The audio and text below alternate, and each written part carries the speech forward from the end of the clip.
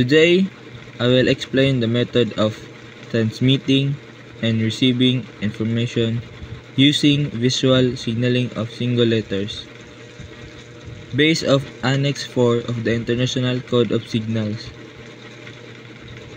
In maritime communication, visual signaling plays a vital role, especially when radio communication is unavailable, limited, or when vessels of different nationalities need to exchange information quickly and clearly.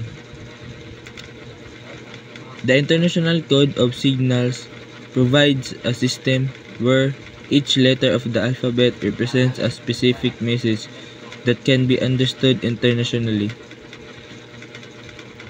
The transmission of single letter signals is done through several visual methods, such as hoisting signal flags, where each flag corresponds to a specific letter, flashing light, using Morse code to send the letter, semaphore signaling, which involves the use of two handheld flags positioned to form letters. Once a signal is transmitted, the receiving vessel or station observes the signal and interprets its meaning according to the code. If needed, the receiver acknowledges the signal by repeating it or by hoisting an answering pennant. Now let me give you some examples of single letters signals and their meaning. A. Alpha.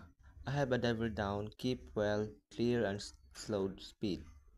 B. Bravo. I am taking in discharge or carrying dangerous goods. C. Charlie. Yes or affirmative.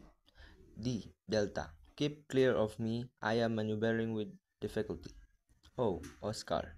Man overboard. V. Victor. I require assistance. W. Whiskey. I required medical assistance. Y. Yankee. I am dragging my ankle. Z. Zulu. I required a tug. These single letters signals are allow ships to communicate important safety message visual, reducing the risk of misunderstanding at sea. In conclusion, the use of single letter signals under Annex 4 of the International Code of Signals is a simple but effective way to maintain safety and coordination between vessels, especially in emergencies or when other communication methods fail. Thank you for listening.